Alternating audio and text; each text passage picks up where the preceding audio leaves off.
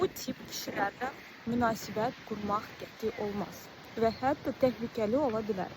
Çünki onlarla ünsiyyətdən sonra hiss edəcəksiniz, sanki kanalizasiyaya girmişsiniz və oradan iylənib çıxmışsınız.